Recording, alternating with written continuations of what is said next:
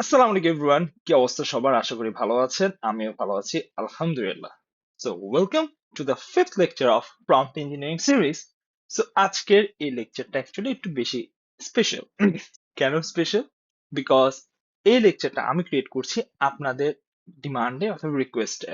তো বেসিক্যালি আপনারা জানেন প্রম্পট ইঞ্জিনিয়ারিং এর মধ্যে টোটাল আমাদের 4টা লেকচার পাবলিশ হয়েছে।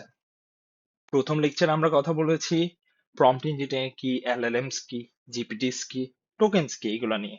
সেকেন্ড লেকচার থেকে আমরা প্রম্পট ইঞ্জিনিয়ারিং টেকনিক্স নিয়ে কথা বলা শুরু করে দিয়েছিলাম। প্রথম দিন আমরা কথা বলেছিলাম one shot, no shot, few shots নিয়ে। তারপর আমরা কথা বলেছি ট্রি অফ থটস নিয়ে। তারপর আমরা কথা বলেছি আরেকটি প্রম্পট ইঞ্জিনিয়ারিং টেকনিক, যেটাকে আমরা বলি চেন অফ থটস নিয়ে। তো আজকের ফিফথ লেকচারে আরেকটা প্রম্পট ইঞ্জিনিয়ারিং টেকনিক নিয়ে কথা বলার কথা ছিল, বাট আপনার অনেকেই রিকোয়েস্ট করেছেন, ভাই আমরা প্রম্পট ইঞ্জিনিয়ারিং টেকনিক্স গুলো বুঝছি, আমাদের বুঝতে ইজি হচ্ছে, বাট কাইন্ডলি আপনি কি দেখাবেন যে আপনি কোথায় কোথায় প্রম্পট ইঞ্জিনিয়ারিং ইউজ করেন বা কোন কোন কারণে প্রম্পট ইঞ্জিনিয়ারিং ইউজ করেন, অথবা আমাদের কিছু প্র্যাকটিক্যাল এক্সাম্পলস দেখান যাতে করে প্রম্পট ইঞ্জিনিয়ারিং বুঝতে আমাদের একটু ইজি হয়। সো ফর দ্যাট রিজন আজকের লেকচারে আমরা আপনাদেরকে দেখাবো যে কোন কোন কারণে আমি প্রম্পট ইঞ্জিনিয়ারিং ইউজ করি এবং প্র্যাকটিক্যাল এক্সাম্পল সহ। তো চলেন শুরু করা যাক। প্র্যাকটিক্যাল এক্সাম্পল দেখার আগে ভেরি বেসিক থিং আপনাদের সাথে ডিসকাস করতে যাচ্ছি, যেটা আমি জানি আপনারা জানেন, তারপর আমি ধরে নিচ্ছি যে এই জিনিসটা আরেকবার রিভিউ করা দরকার। দ্য থিং ইজ, দেখেন, পুরো প্রম্পট ইঞ্জিনিয়ারিং প্রসেসের জন্য 3টা পার্ট হচ্ছে মোস্ট ইম্পর্টেন্ট। নাম্বার 1 পার্টকে আমরা বলি স্ট্রাকচার প্রম্পট অথবা ইনপুট, যেটাখানে আপনি প্রম্পট ইঞ্জিনিয়ারিং করেন। এখানে আপনি মাঝে মাঝে রোল ডিসাইড করেন, act as an expert in SEO, as an expert in web development, etcetera etcetera. অথবা মাঝে মাঝে ইনস্ট্রাকশন দেন, স্পেসিফিক রিকোয়ারমেন্ট দেন, অথবা মাঝে মাঝে এক্সাম্পল দেন one shot, no shot, few shot হিসেবে। সো এই পার্টটা হচ্ছে, ইনপুটটাই হচ্ছে আপনার প্রম্পট ইঞ্জিনিয়ারিং এর জায়গা। এটা দেওয়ার পর আপনি যে এলএলএম এ কাজ করছেন, লার্জ ল্যাঙ্গুয়েজ মডেল কাজ করছেন, সে আপনার ইনস্ট্রাকশন গুলোকে বুঝে প্রসেস করে, করার পর সে আপনাকে আনসারটা রেডি করে দেয়, যেটাকে আমরা বলি আউটপুট। ঠিক আছে? সো পুরো প্রসেসের মধ্যে 3টা পার্ট আপনার থাকে। ইনপুট, যেখানে আপনি প্রম্পট ইঞ্জিনিয়ারিং করেন। সেকেন্ড নাম্বার হচ্ছে ইনপুটটা যায় কোথায়, এলএলএম এর মধ্যে, যেখানে সেটা প্রসেস করে। 3 নাম্বারের মধ্যে হয় কি, প্রসেসের পর সে আপনাকে আউটপুটটা দেয়, যেটা হচ্ছে আপনার আনসার, রাইট? তো আসেন, বেসিক্স তো ক্লিয়ার নাও। এখন আমরা শুরু করব যে কোন কোন কারণে আমি প্রম্পট ইঞ্জিনিয়ারিং টেকনিক্স সবচেয়ে বেশি ইউজ করি। চলেন শুরু করা যাক। সবচেয়ে বেশি আমি যে কারণে প্রম্পট ইঞ্জিনিয়ারিং ইউজ করি সেটাকে বলা হচ্ছে টেক্সট সামারাইজেশন। তো টেক্সট সামারাইজেশন দেখে আপনারা বুঝতে পারছেন যে একটা বড় টেক্সট থাকে, ওটার সামারিটা নেওয়ার জন্য আমি এটা ইউজ করি। তো দেখেন পারপাস কি টেক্সট সামারাইজেশনের, to condense long passages of text into shorter coherent summaries while preserving the core meaning। তো কেন আমি বেশি টেক্সট সামারাইজেশন ইউজ করি? আপনারা জানেন সিম্যান্টিক এসইওর জন্য, মানে শেখার জন্য আমাদের অনেক বেশি ডকুমেন্টস পড়তে হয়, আবার পেটেন্টস পড়তে হয়, রাইট? সো এই সবগুলো ডকুমেন্টস পেটেন্টে মাঝে মাঝে দেখা যায় যে পুরোটা পড়ার পর আমরা মেন সামারিটা নিতে চাই, যাতে করে এসইও তে ইমপ্লিমেন্টেশনে আমাদের ইজি হোক। ঠিক আছে? সো এখানে যে জিনিসটা হচ্ছে, দেখেন একটু আপনি যদি ভিজুয়ালের দিকে তাকান, লং প্যাসেজ অফ টেক্সট দেওয়া আছে, ওটা এআই সামারাইজেশন ইঞ্জিনের মধ্যে যায়, সেখান থেকে সে আমাকে কি পয়েন্টস গুলো, অ্যাবস্ট্রাক্টেড ইনফরমেশন গুলো আমাকে নিয়ে দেয়। ঠিক আছে? তো আসেন এটা একটু প্র্যাকটিক্যালটা দেখি। দেখেন এখানে একটা ইনপুট দেওয়া আছে, antibiotics R a type of medication use to treat bacterial infections. বড় একটা টেক্সট। এরপরে আমি তাকে ইনস্ট্রাক্ট করলাম, explain the above in one sentence. এটাকে একটা সেন্টেন্সে এক্সপ্লেইন করো। তো সে সুন্দর করে আমাকে একটা সামারি রেডি করে দিল। আসেন প্র্যাকটিক্যালি করে এই জিনিসটা দেখি। তো এই যে এটা হচ্ছে টেক্সট, যেটা আমরা অ্যাকচুয়ালি নিতে যাচ্ছি, সেটা হচ্ছে এই যে টেক্সট সামারাইজেশন আমি লিখে রেখেছি এটা। এটাকে আমরা কপি করব। ধরেন আপনি যে টেক্সটের সামারিটা নিতে যাচ্ছেন, আপনি কোটেশনের মধ্যে সেটা রেখে দিবেন। লেখার পর নিচের লাইনে গিয়ে আপনি তাকে বলবেন, explain the above in one sentence. সুন্দর করে আপনি explain the above in one sentence লিখে ক্লিক করবেন।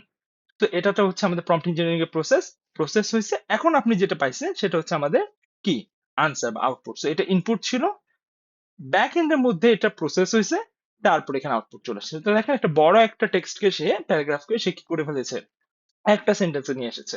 সো নেক্সট টাইম যখন কোনো পেটেন্টকে আপনার শর্টে সামারি দরকার হবে, বা যে কোনো কাজের আপনার শর্ট সামারি দরকার হবে, আপনি প্রম্পট ইঞ্জিনিয়ারিং ইউজ করে টেক্সট সামারাইজেশন দিয়ে সেটাকে ইজিলি করে ফেলতে পারবেন। ওকে, এরপরে আমি যে কারণে প্রম্পট ইঞ্জিনিয়ারিংটা ইউজ করি সেটাকে বলা হয় ইনফরমেশন এক্সট্রাকশন। তো ইনফরমেশন এক্সট্রাকশনটা কি? একটা হিউজ টেক্সট দেওয়া আছে, একটা আর্টিকেল দেওয়া আছে, ওখান থেকে আমার জানতে ইচ্ছে হচ্ছে স্পেসিফিক কিছু ইনফরমেশন, সেটাকে বলে ইনফরমেশন এক্সট্রাকশন। যেমন ইনফরমেশন এক্সট্রাকশনের পারপাসটা কি ভাইয়া? To identify and extract specific facts, entities or data points from unstructured text, তাই না? সেই জিনিসটা একটু বোঝার জন্য আপনি একটু ভিজুয়ালের দিকে তাকান তো। অনেকগুলো এখানে ডাটা দেওয়া আছে, এখান থেকে পুরো ডাটা থেকে আমার জানতে ইচ্ছা হচ্ছে এখানে কোন কোন অর্গানাইজেশনের কথা বলা হচ্ছে, কোন ডেটের কথা বলা হচ্ছে, কোন পার্সনের কথা বলা হচ্ছে, কোন লোকেশনের কথা বলা হচ্ছে, বা কোন ইমেলের কথা এখানে বলা হচ্ছে। তো স্পেসিফিক যখন আনসার আপনার দরকার হবে সেটাকে আমরা বলি যে ইনফরমেশন এক্সট্রাকশন। এই কারণে আমি অনেক সময় প্রম্পট ইঞ্জিনিয়ারিং ইউজ করে থাকি। তো দেখেন এখানে আবারও আমি একটা এক্সাম্পল দেখাচ্ছি, একটা হিউজ ডাটা দেওয়া আছে। ডাটা থেকে আমি জাস্ট আনসারটুকু জানতে চাচ্ছি যে mention the large language model based product reference in the paragraph above. উপরে প্যারাগ্রাফের মধ্যে কোন এলএলএম প্রোডাক্টের কথা বলা হয়েছে, সে আমাকে আনসার দিয়ে দিয়েছে চ্যাট জিপিটি। তো আসেন এখানে সুন্দর করে আমরা এটাকেও একটু টেস্ট আউট করে দেখি। তো ইনফরমেশন এক্সট্রাকশন, এখানে আমরা যে ইনপুটটা মানে যে ডাটাটা নিয়েছি, ধরেন আপনার যে আর্টিকেল থাকবে, প্রথমত আপনি এটাকে কোটেশনের মধ্যে দিয়ে আপনি সুন্দর করে কোটেশন ক্লোজ করবেন, নেক্সট লাইনে যাবেন।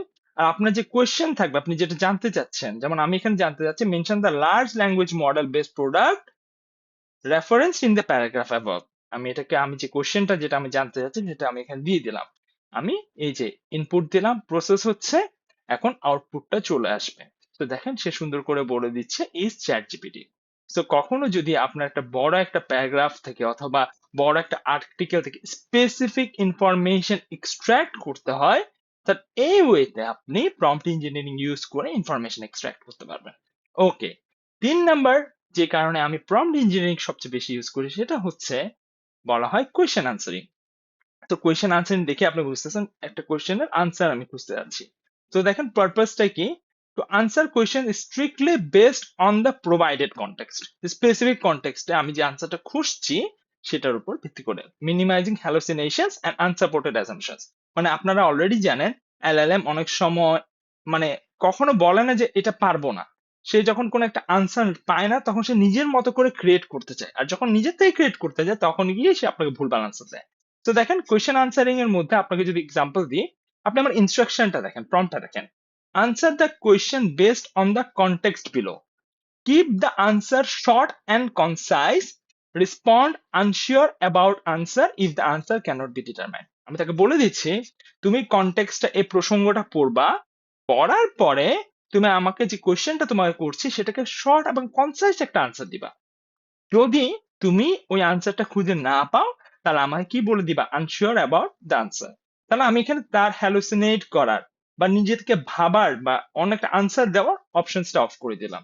তো কখনো যদি আপনি স্পেসিফিক কোয়েশ্চেন আনসারিং খুঁজতে চান তখন কি আপনি এটা ইউজ করুন। তো দেখেন আবারও সেম ওয়েটা, এখানে দেখেন আমরা করছি কি, এখানে আমরা এর আগে যেটা করেছি ইনফরমেশন এক্সট্রাক্টের মধ্যে জাস্ট করেছিলাম কি, আমি আমার যে ডাটা ছিল সেটা ইনপুট দিয়েছিলাম, তারপর আমার প্রম্পটটা লিখছিলাম, রাইট?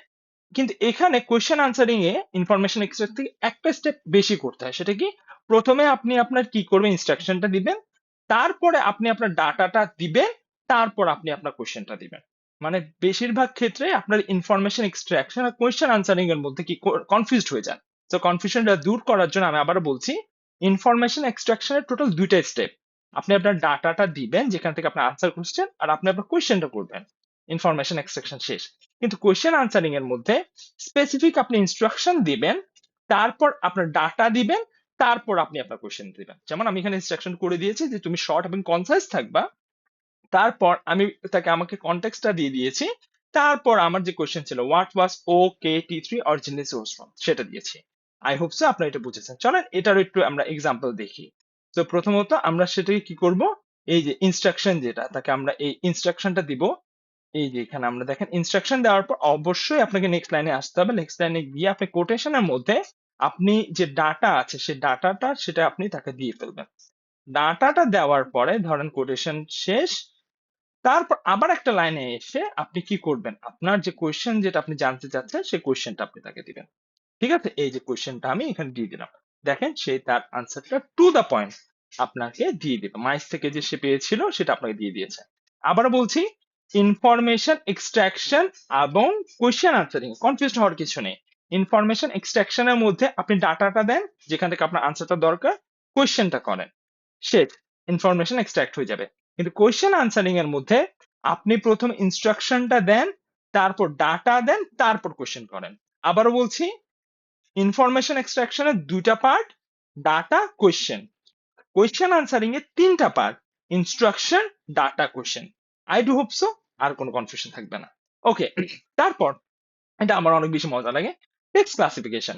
অনেক সময় আপনারা জানেন যে আমাদের সিম্যান্টিক এসইওর মধ্যে সেন্টিমেন্ট কত বেশি ইম্পর্টেন্ট, ইন্টেন্ট কত বেশি ইম্পর্টেন্ট, অথবা টপিক কত বেশি ইম্পর্টেন্ট, রাইট? সো কখনো যদি আমার খালি চোখে আমি বুঝতে পারি না যে এখানে কোন সেন্টিমেন্টে কথা বলতে হচ্ছে বা বলছে কন্টেন্টে, অথবা ইন্টেন্টে কোন ইন্টেন্টে সে আমার সাথে কথা বলছে আর্টিকেলে, সো আমি প্রম্পট ইঞ্জিনিয়ারিং এর মাধ্যমে সেই জিনিসটা ফিগার আউট করি। So দেখেন পারপাস কি, to categorize text into predefined levels based on sentiment, intent or topic. তো দেখেন আবারও এখানে আপনি যদি একটু ভিজুয়ালটাকে দেখেন, র টেক্সট ইনপুট দেওয়া হয়, এলএলএম সেটা প্রসেস করে আর আপনাকে সেটা আনসারটা দেয়। তো এখানে দেখেন, এইখানে টেক্সট ক্লাসিফিকেশনের যেটা আমাদের যে পার্টটা, সেটার মধ্যে হয়টা কি, আপনি প্রথম ইনস্ট্রাকশনটা দিয়ে দিবেন, classify the text into neutral, negative or positive. মানে এখানে যে টেক্সট আছে আমি বুঝতেছি না সেটা ইন্টেন্ট কি, সেটা কি নিউট্রাল, সেটা নেগেটিভ নাকি পজিটিভ। তো প্রথমে ইনস্ট্রাকশন দিয়েছি, টেক্সট দিয়ে দিয়েছি, সে আমাকে কি করে দিবে, আনসারটা দিয়ে দিবে। আসেন প্র্যাকটিক্যালি একটু করি আমরা এটা। সো সিম্পল, আপনি তাকে যে ইনস্ট্রাকশন সেটা আপনি দিবেন। এই যে সুন্দর করে আমি তাকে ইনস্ট্রাকশনটা দিচ্ছি, দেওয়ার পর আমি নেক্সট লাইনে চলে গেলাম। নেক্সট লাইনে চলে যাওয়ার পর এখানে আমি আমার যে টেক্সট যেটা, সেটা তাকে দিয়ে দিচ্ছি, এই যে টেক্সট। এবার দেখেন সে আমাকে আনসারটা দিয়ে দিবে, যে এটা কি, নিউট্রাল সেন্টিমেন্টে আপনার সাথে কথা বলা হচ্ছে, বা টেক্সটের সেন্টিমেন্ট ছিল নিউট্রাল। সো কখনো যদি আপনার কোনো একটা স্পেসিফিক টেক্সটের প্যারাগ্রাফের সেন্টিমেন্ট অথবা ইন্টেন্ট অথবা টপিক জানতে ইচ্ছে করে, you can use text classification with the help of prompt engineering. ঠিক আছে, তারপর কনভারসেশন, এটা আমরা সবাই করে থাকি এবং অনেক বেশি ইউজফুল। আমরা বলি না, act as an SEO, act as an web developer, right? So একটা স্পেসিফিক রোল অ্যাসাইন করা, যেমন আমার ফার্স্ট যে একদম ইয়া ছিল, এখানে দেখেন ওভারভিউর মধ্যে আমি লিখেছিলাম রোল। আপনি দেখেন রোল অ্যাসাইন করা, রাইট? এই যে রোল অ্যাসাইন করা লেখা আছে না, এই রোল অ্যাসাইন করা আসছে এখান থেকে। এই যে আমরা যদি এখানে আসি কনভারসেশন থেকে, তো কনভারসেশনটা একটু ভালো করে বুঝাই দিই। আমার যখন একটা স্পেসিফিক এক্সপার্টিজের সাথে কথা বলতে ইচ্ছা করে, তখন আমি তাকে কনভারসেশনে নিয়ে আসি, to generate context aware role consistent dialogue for conversational AI. মানে আমি তাকে বলি, অ্যাক্ট অ্যাজ অ্যান অমুক, act as an SEO expert, act as an web developer, act as an English teacher with 5 years of experience, 10 years of experience, 2 years of experience। So ওই হিসেবে তার সাথে কথা বলি। তো দেখেন এখানে একটা এক্সাম্পল দেওয়া হচ্ছে। প্রথমত এখানে ইনস্ট্রাকশন দিয়ে দিয়েছি, the following is a conversation with an AI research assistant. তার মানে আমি তাকে রোল অ্যাসাইন করে দিয়েছি কি, এআই রিসার্চ অ্যাসিস্ট্যান্ট বলে। তারপর আমি তাকে বলছি অ্যাসিস্ট্যান্টের টোন হইতে হবে টেকনিক্যাল এবং সাইন্টিফিক। প্রথমে বলেছি তার রোল কি, তারপর বলেছি তার টোন কি, কোন টোনে সে আমার সাথে কথা বলবে। এবার আমি তাকে এক্সাম্পল দিয়েছি, প্রথম দুইটা এক্সাম্পল দিয়েছি, যেমন হিউম্যান, বা আমি বললাম হ্যালো হাউ আর ইউ। তো ও কিভাবে করে রিপ্লাই করবে সেটা আমি তাকে বলে দিয়েছি, যে greetings, I am AI assistant, how can I help you. Okay, তারপর এখানে হিউম্যান বলতেছে, মানে আমার যে কোশ্চেন সেটা আমি তাকে এবার করবো, can you tell me about the creation of black holes. এবার এই যে আপনি এখানে ওয়ান শর্টের যে এক্সাম্পল দিয়েছেন, এইটা হিসেবে সে আপনাকে কি করবে, দিবে। বা আরেকটা ইয়া হচ্ছে, আপনার এই যে নেক্সট যেটা ওয়ান শর্ট, এটা দেওয়ারও দরকার নেই। আপনি একবার যখন ইনস্ট্রাকশনটা দিয়ে দিয়েছেন, এখানে আপনি বলেছেন যে এআই রিসার্চ অ্যাসিস্ট্যান্ট হিসেবে অ্যাক্ট করো, আর তোমার টোন হইতে হবে টেকনিক্যাল এবং সাইন্টিফিক। এরপর আর আপনার কিছু করার দরকার নেই, আপনি জাস্ট কোয়েশ্চেন করবেন, সে আপনাকে কি করবে, আনসার করবে।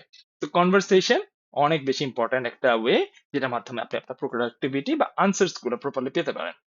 এরপর কোড জেনারেশন। সি, আমি একজন ওয়েব ডেভেলপার না, বা আমি একজন ওয়েব ডিজাইনার না, বাট মাঝে মাঝে এমন কিছু ছোট ছোট কাজ আসে যেখানে আমি আমার টিমে ওয়েব ডেভেলপারকে ডিস্টার্ব করতে চাই না। আমি নিজ থেকে করতে পারবো এরকম একটা জিনিস, তা শুধু শুধু তাকে তো ডিস্টার্ব করার দরকার নেই। সো এই কোডের ব্যাপারে, যেহেতু আমি কোড লিখতে পারি না, তখন আমি এলএলএম এর সাহায্যে বা প্রম্পট ইঞ্জিনিয়ারিং এর সাথে কোড গুলো জেনারেট করি। Trust me, the best LLM for code generation is cloud AI, not chat GPT. আপনার যদি কোড জেনারেশন নিয়ে কাজ টাজ করতে ইচ্ছে করে, ক্লাউড এআই দিয়ে কাজ করবেন। তো সিম্পল, এখানে কোনো কিছু করতে হয় না, আপনার যেটা দরকার আপনি জাস্ট ওকে ইনপুটটা দিবেন, সে আপনাকে পুরো কোডটা লিখে দিয়ে দিবে। লাস্ট বাট নট লিস্ট, যে কারণে আমি প্রম্পট ইঞ্জিনিয়ারিংটা ইউজ করি, সেটা হচ্ছে রিজনিং। কোনো কিছু স্টেপ বাই স্টেপ লজিক্যাল ভাবতে হচ্ছে, যেটা আমি আপাতত ভাবতে পারছি না, বা আমি চাচ্ছি যে এলএলএম আমার হয়ে ভাবুক, তখন গিয়ে প্রবলেমের সলভিং এর জন্য আমি প্রম্পট ইঞ্জিনিয়ারিংটা করি ফর রিজনিং। তো দেখেন, আজকে আপনাদের সাথে আমি শেয়ার করলাম 7টা রিজন যেখানে আমি প্রম্পট ইঞ্জিনিয়ারিং ইউজ করি, প্লাস আপনাদের সাথে প্র্যাকটিক্যালও দেখিয়েছি যে কিভাবে কিভাবে করে প্রম্পটস গুলো আমি লিখি। ঠিক আছে, সো আমি আবারও রিভিউ করছি।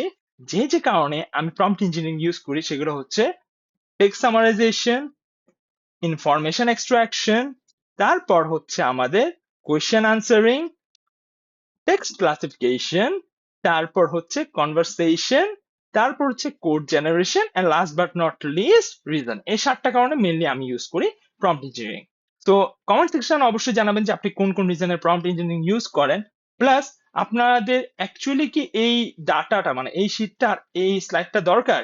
যদি দরকার হয় কমেন্ট সেকশনে জানাইন।